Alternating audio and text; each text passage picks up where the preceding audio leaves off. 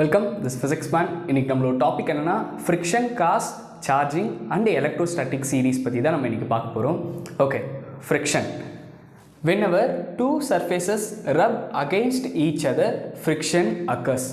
Okay, இப்போ ரெண்டு ஆப்ஜெக்டோட surface அப்படின்ற போது ரப் பண்ணும்போது அதில் அப்போசிங்காக ஒரு ஃபோர்ஸ் வந்து டெவலப் ஆகுது.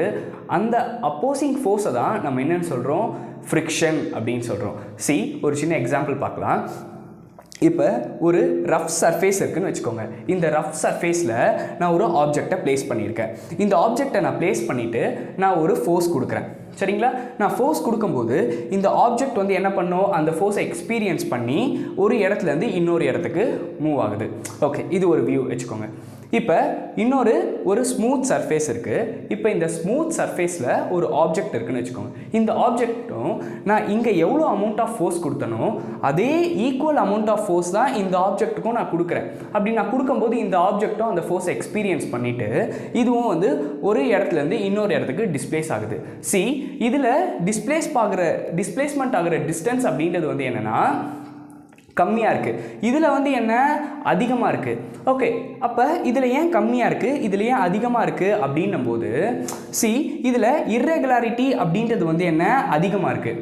ஸோ அதிகமாக இருக்கும்போது இப்படி நான் ஃபோர்ஸ் கொடுக்கும்போதே அந்த மோஷன் நடக்கும்போதே சைமல்டேனியஸாக இன்னொரு ஃபோர்ஸ் அப்படின்றது வந்து என்ன அப்போஸ் பண்ணி இந்த டைரக்ஷனில் அப்போஸ் பண்ணி இந்த ஃபோர்ஸ் அப்படின்றது வந்து ரெசிஸ்ட் பண்ணுது. ஸோ அந்த ரெசிஸ்ட் பண்ணுற ஃபோர்ஸை தான் நம்ம ஃப்ரிக்ஷன் ஃபோர்ஸ் அப்படின்னு சொல்கிறோம்.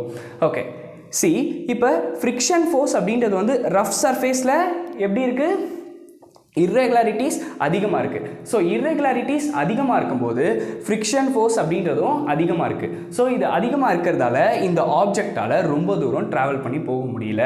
இதே ஸ்மூத் சர்ஃபேஸ் பார்க்கும்போது ஸ்மூத் சர்ஃபேஸில் வெரி மைன்யூட் இர்ரெகுலாரிட்டிஸ் இருக்கும். ஸோ அந்த வெரி மைன்யூட் இர்ரெகுலாரிட்டிஸ் வந்து என்ன விஷயம் செய்யுதுன்னா ஃப்ரிக்ஷன் ஃபோர்ஸை வந்து என்ன பண்ணுது, கம்மி பண்ணுது. ஸோ ஃப்ரிக்ஷன் இந்த இடத்துல ஃப்ரிக்ஷன் அப்படின்ற ஒரு விஷயம் கம்மியாக இருக்கிறதால இந்த ஆப்ஜெக்டால் ரொம்ப தூரம் ட்ராவல் பண்ண முடியுது. ஓகே, அப்போ ஃப்ரிக்ஷன் ஃபோர்ஸ்னால் என்ன, ஒரு ரெண்டு சர்ஃபேஸ் இருக்குது. இந்த ரெண்டு சர்ஃபேஸும் ரப் பண்ணும்போது ஒரு அப்போசிங் ஃபோர்ஸ் டெவலப் ஆகுது. அந்த ஃபோர்ஸை தான் நம்ம ஃப்ரிக்ஷன் ஃபோர்ஸ் அப்படின்னு சொல்கிறோம். ஓகே, இப்போ இதே வியூவை நம்ம எலக்ட்ரோஸ்டாட்டிக்கில் பார்க்கலாம். இப்போ ஒரு கிளாஸ் ராடு இருக்குன்னு வச்சுக்கோங்க. இந்த கிளாஸ் ராடு, இப்போ என் கையில் ஒரு பிளாஸ்டிக் ராடு இருக்குது. இப்போ இந்த பிளாஸ்டிக் ராடை வந்து நான் என்ன பண்ணுறேன், இந்த கிளாஸ் ராடில் அப்படியே கொண்டு போயிட்டு நான் இப்படியே எடுத்துட்டேன்னா இந்த இடத்துல எலக்ட்ரான் அப்படின்றது வந்து என்னன்னா ஷேர் பண்ணிக்காது. ஏன் ஷேர் பண்ணிக்காது அப்படின்னா இது வந்து கிளாஸ் ஆட்டம்னு வச்சுக்கோங்க, இது வந்து பிளாஸ்டிக் ஆட்டம்னு வச்சுக்கோங்க. இப்போ நான் இப்படியே கொண்டு போயிட்டு நான் திரும்ப இப்படியே எடுத்தேன்னா இது வந்து ஷேர் பண்ணிக்காது. ஏன் ஷேர் பண்ணிக்காது அப்படின்னா இதில் இந்த ஆர்பிட்டலில் எலக்ட்ரான் அப்படின்றது வந்து டிஸ்டர்ப் ஆகலை. ஓகே, இப்போ இந்த வியூ வச்சுக்கோங்க. நெக்ஸ்ட்டு இப்போ இந்த கிளாஸ் ராடை வந்து என்ன பண்ணுறேன், அதுக்கப்புறம் ரப் பண்ண போகிறேன். இப்போ கிளாஸ் ராடில் இருக்க ஆட்டம், இப்போ இதில் பிளாஸ்டிக் ராடில் இருக்க ஆட்டம். இப்போ இதை வந்து என்ன பண்ணுறேன், ரெண்டுத்தையும் வந்து நான் ரப் பண்ணும்போது இந்த ஆர்பிட்டில் என்ன பண்ணுது, இங்கே எலக்ட்ரான் டிஸ்டர்ப் ஆகுது. டிஸ்டர்ப் ஆகி இங்கேருந்து இந்த இடத்துல போய் ஜம்ப் ஆகுது. ஸோ இப்போ தான் வந்து எலக்ட்ரான் வந்து ஷேர் பண்ணிக்குது. அப்போ ஷேர் பண்ணும்போது இந்த பிளாஸ்டிக் அப்படின்றது வந்து என்ன, ஒரு நிறைய நம்பர் ஆஃப் எலக்ட்ரானை வந்து கெயின் பண்ணிக்குது. ஸோ கெயின் ஆஃப் எலக்ட்ரானை வந்து நம்ம நெகட்டிவ்லி சார்ஜ் அப்படின்னு சொல்லுவோம். லாஸ் ஆஃப் எலக்ட்ரானை நம்ம பாசிட்டிவ் சார்ஜ் சொல்லுவோம். அப்போ கிளாஸ் ராடில் நிறைய நம்பர் ஆஃப் எலக்ட்ரான் அப்படின்றது வந்து லூஸ் பண்ணுறதால இந்த கிளாஸ் ராட் அப்படின்றது வந்து என்ன பாசிட்டிவ்லாக சார்ஜ் ஆகிடுச்சு. அப்போ ஃப்ரிக்ஷன்னால் என்ன விஷயம் நடக்குது, சார்ஜ் ஆகுது. அப்போ ஒரு மெட்டீரியலும் இன்னொரு மெட்டீரியலும் வந்து ரப் பண்ணுறதால என்ன விஷயம் நடக்குது, சார்ஜ் ஆகிட்டு இருக்கு அப்படின்றத வந்து நம்ம ஃப்ரிக்ஷன் மூலியமாக தெரிஞ்சுக்கிட்டோம். ஓகே, இப்போ இன்னொரு விஷயம் நம்ம என்ன தெரிஞ்சுக்கிட்டோம்னா, இப்போ என்ன விஷயம் நடக்குது, கிளாஸ் ராடோட பிளாஸ்டிக் ராடை ரப் பண்ணும்போது கிளாஸ் அப்படின்றது வந்து பாசிட்டிவ் ஆகிடுது, பிளாஸ்டிக் அப்படின்றது வந்து நெகட்டிவ் ஆகிடுச்சு. ஓகே, இப்போ இது ஒரு கேஸ் அப்படின்னு வச்சுக்கோங்க.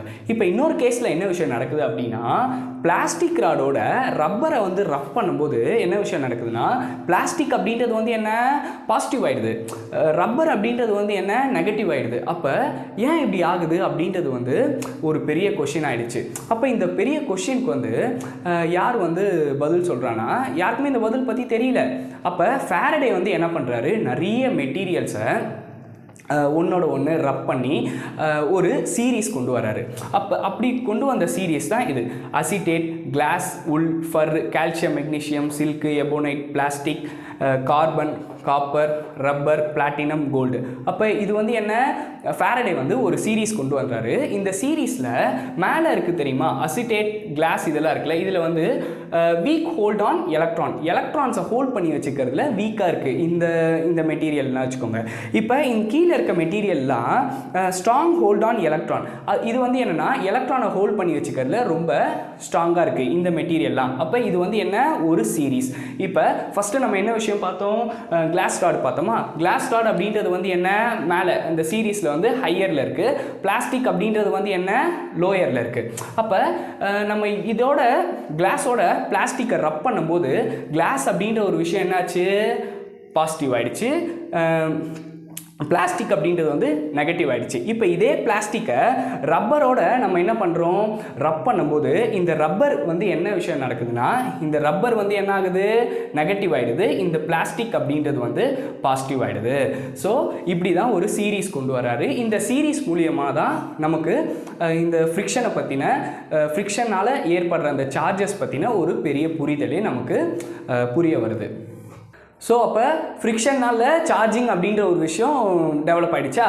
இப்போ சார்ஜ் ஆகிட்ட அப்புறம் இப்போ ஒரு இம்பார்ட்டன்ட் திங், இப்போ இதில் வந்து எத்தனை 1 2 3 4 5 6 7 8, அப்போ 8 பாசிட்டிவ் சார்ஜ் தான் வந்து இங்கே டெவலப் ஆகிருக்குன்னா, இப்போ இங்கேயும் எத்தனை பாசிட்டிவ் சார்ஜ் வந்து எத்தனை நெகட்டிவ் சார்ஜ் இந்த இடத்துல டெவலப் ஆகிருக்கும், ஈக்குவல் அமௌண்ட்டு தான் டெவலப் ஆகிருக்கும். இங்கேயும் வந்து 8 நெகட்டிவ் சார்ஜ் தான் டெவலப் ஆகிருக்கும். ஏன்னா எலக்ட்ரிக் சார்ஜ் அப்படின்றது வந்து கன்சர்வ்ல. ஸோ அப்படி தான். இப்போ டிஸ்சார்ஜிங் பார்க்கலாம். இப்போ டிஸ்சார்ஜிங் அப்படின்றது வந்து என்ன, இப்போ இதில் வந்து ஒரு 5 பாசிட்டிவ் சார்ஜ் இருக்குன்னு வச்சுக்கோங்க.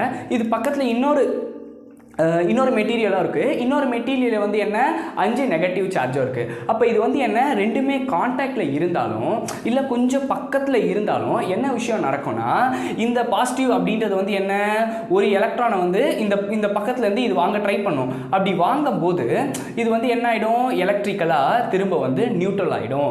அப்போ எலக்ட்ரிக்கலாக வந்து இந்த ரெண்டு மெட்டீரியலுமே வந்து என்ன விஷயம் நடக்குது, நியூட்ரல் ஆகிடுச்சா. ஸோ இந்த நியூட்ரல் ஆகுதுல, இதை தான் வந்து நம்ம என்னன்னு சொல்கிறோம், டிஸ்சார்ஜிங் அப்படின்னு சொல்கிறோம். வித் கான்டாக்டாக இருந்தாலும் சரி, வித்தவுட் கான்டாக்டாக இருந்தாலும் சரி, அது வந்து டிஸ்சார்ஜ் ஆகிடும். அப்போ இந்த யூனிவர்ஸில் எல்லா விஷயமுமே இப்போ சார்ஜிங் அப்படின்ற ஒரு விஷயமும் நடக்குது, டிஸ்சார்ஜிங் அப்படின்ற ஒரு விஷயமும் நடந்துக்கிட்டே இருக்குது. ஓகே இதுதான் எலக்ட்ரோஸ்டாட்டிக் சீரீஸ். அதுக்கப்புறம் சார்ஜிங், டிஸ்சார்ஜிங் இதை பற்றிலாம் பார்த்தோம். ஓகே, உங்கள் எல்லாருக்கும் அண்டர்ஸ்டாண்ட் ஆகிருக்கும்னு நினைக்கிறேன். தேங்க்யூ, பாய்.